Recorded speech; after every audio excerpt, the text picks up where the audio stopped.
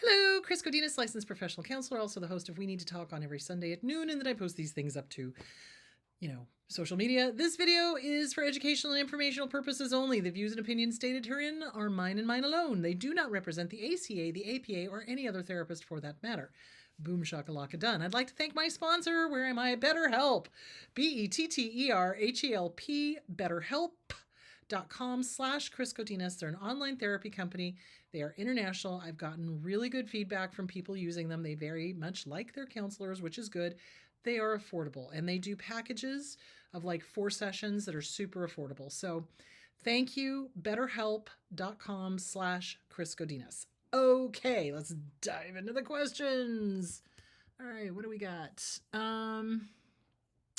If we remember some abuse from when we were 2 years old, does it mean that it had to happen really often for some of the memories to stick into our consciousness? Not necessarily.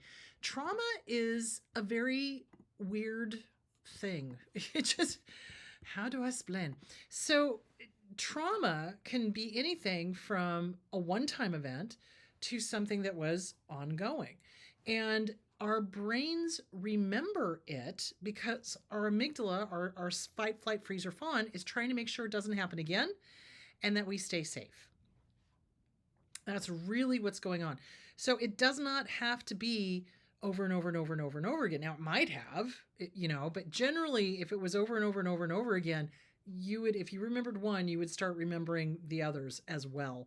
But it can be a one-time event. So it could be like a car accident or being held up in a robbery or, any of those things are traumatic and they're a one-time event, but yet they stick in our heads. You know what I'm saying? So it's just trauma. It doesn't have to be over and over and over. It could be, but trauma is trauma. And I don't know how to explain that to people. It's like, it's anything that is a life-threatening event or a harm where you are being hurt. It's like, to a 2-year-old, being hurt feels like a life-threatening event. You bet. So PTSD, CPTSD. So CPTSD is complex post-traumatic stress disorder. So that means it happened over and over and over and over again. PTSD could be a one-time event, or it could be multiple events, but it's a one-time event. So like anything that is perceived as life-threatening, or seeing something happen to somebody else that was life-threatening. So for example, kids who are exposed to their parent being beaten by the other parent, they develop PTSD because it was life-threatening, because that other parent was going to kill them, So it can be a one-time event. It can be a multiple, same thing, different times event. So trauma is not always abuse. I mean, trauma can be induced by witnessing a robbery, witnessing a mugging. It can be induced by witnessing somebody else being harmed or choked or beaten. It can be induced by seeing a murder. It can be induced by, any of those are traumatic events.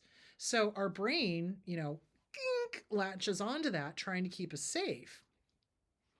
So our brains are really amazing organs when you think about it. And in as far as dissociative disorders, it's your brain's trying to keep you safe, And if you can remember something that was traumatic from when you were itty bitty, great. Start working on it. Get with a good trauma therapist. Maybe do some EMDR. Maybe do some tapping. EFT, emotional freedom therapy. Maybe do some, writing, journaling, that type of thing. Working with mirror work, inner child work, making sure that 2-year-old again is safe. So that's what I talked about on Monday. So, making sure that little 2-year-old that remembers this memory is safe. Hey, little one, good to see you. Thank you for remembering that. That's really important. Let's write it down. Let's process it. Let's work it through. You're safe. You're okay. Ain't nobody gonna harm you. Not gonna allow it. I'm here to protect you. Thank you for trying to keep me safe, but I am going to keep you safe now. So this is good that we're remembering. Good. So praise yourself for remembering. And It may have been a one-time event.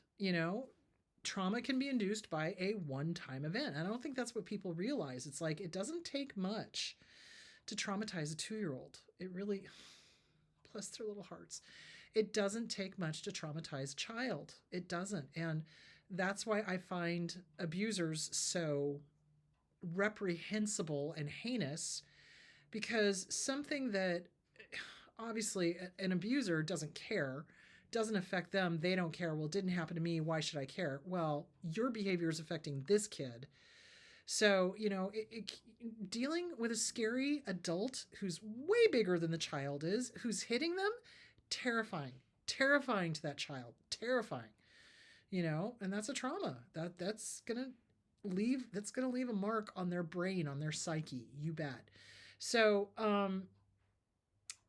and I don't think abusers don't care. That's the thing that really, they don't think.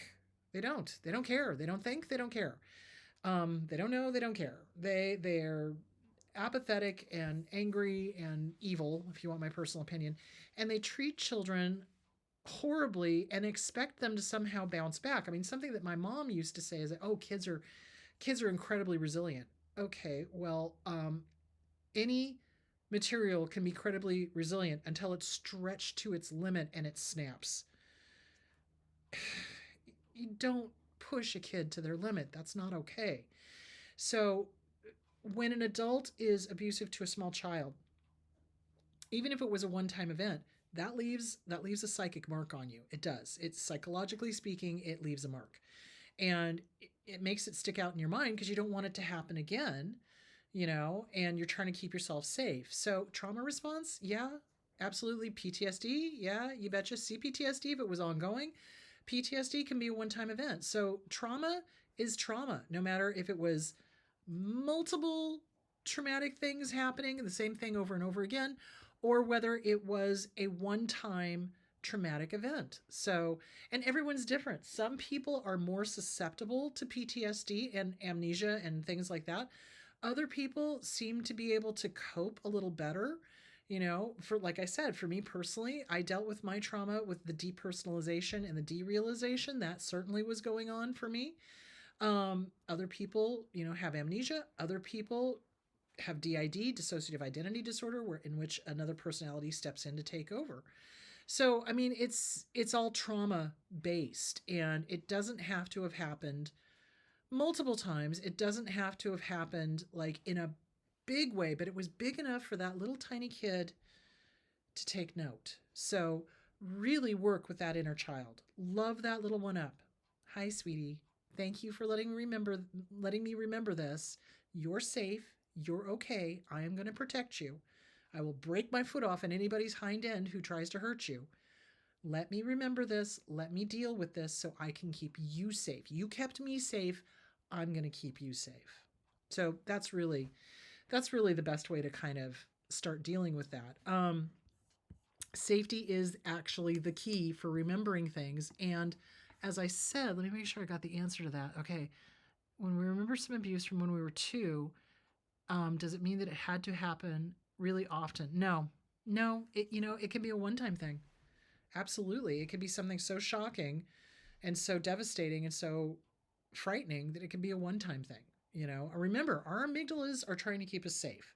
So if something is a big deal to us, it's gonna make sure we remember it so that it doesn't happen again. So yeah, I hate that we have all had to go through this. I really do. It makes me sad for all of our, oh God, I'm gonna cry.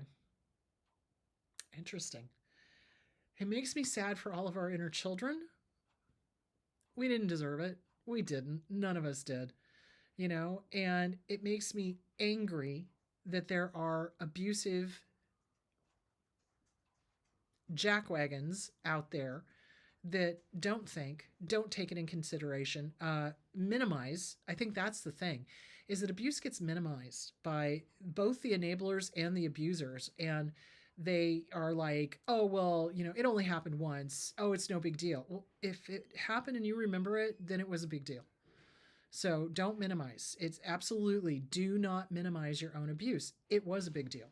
It made an impression on you as a 2-year-old or a 3-year-old or a 4-year-old or a 6-year-old or however old you were. So it was a big deal. Don't minimize. So gentle with you. Take super good care of your inner child, super good care of yourself. Drink a lot of water. This is hard work, you know? And yeah, it could be a one-time event. So gentle with you. Gentle. All right, my loves. I will talk to you on Friday. Have a good week. Bye.